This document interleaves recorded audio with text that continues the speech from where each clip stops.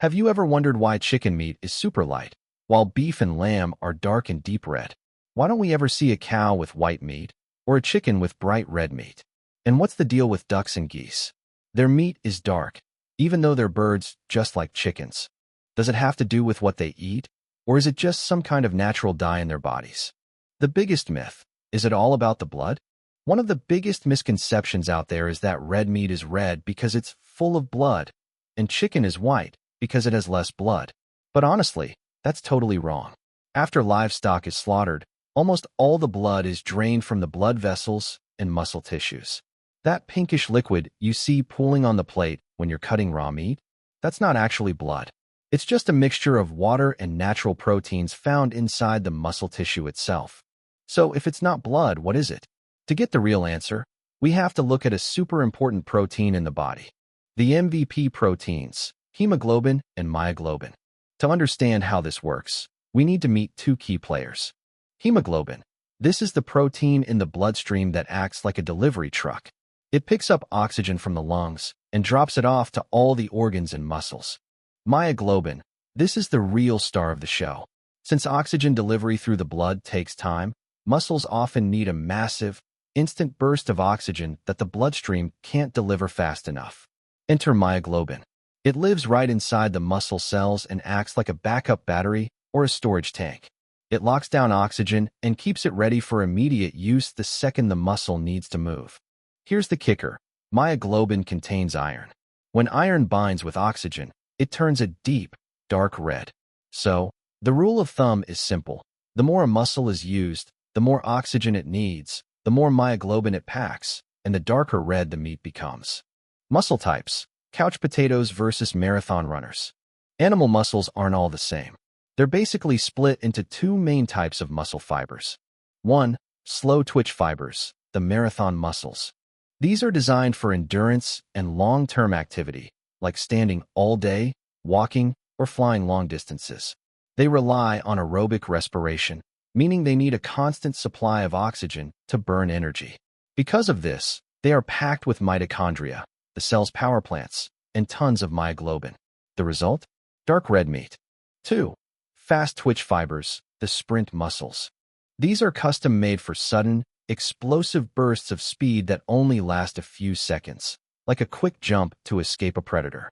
Because it happens so fast, the body doesn't have time to wait for oxygen.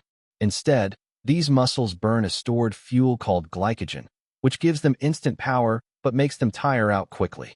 These muscles don't need much myoglobin or mitochondria, so they look white or light pink. Breaking it down by animal.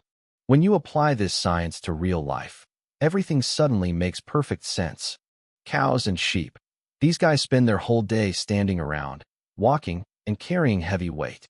Their muscles are constantly working, meaning they are loaded with slow twitch fibers and myoglobin. That's why beef and lamb are red.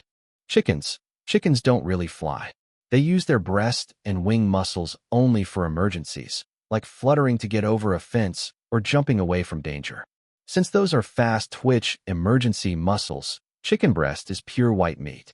On the other hand, chickens walk around all day, so their legs, dark meat, have more myoglobin and look darker than the breast. Ostriches and migratory birds. An ostrich is a bird, but its meat looks exactly like beef. Why? Because they have insanely powerful leg muscles used for sprinting long distances. Ducks, geese, and pigeons also have dark meat because their lifestyle involves flying long distances, requiring high-endurance muscles. Age and lifestyle factor in, too. It's not just about the species.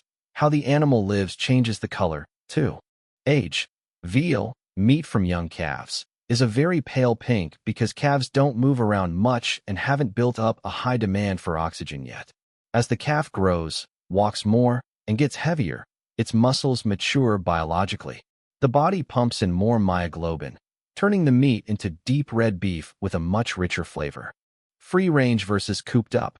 A cow that roams free on a pasture all day walking miles for food will have darker, tastier meat than a cow raised in a tight barn.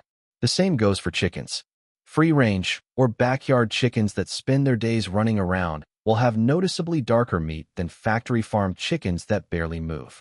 The fish riddle, constant swimming, white meat. Fish are probably the most confusing part of this whole equation. They swim all day long and never stop, yet most fish have bright white meat. How does that make sense? The secret is buoyancy. Because fish live in water, the water supports their entire body weight.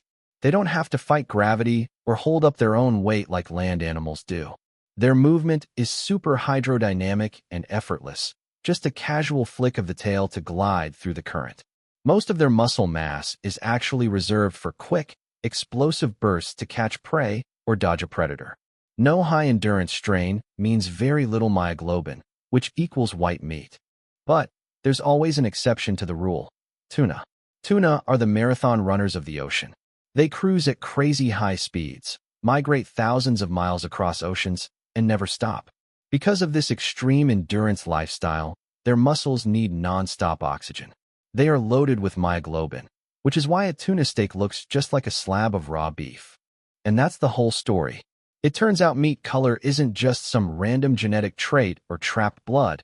It's a beautiful reflection of how an animal lives, moves, and thrives. So, what's that one random late-night question that's been keeping you up? Drop it in the comments below, and let's figure it out together. Catch you later.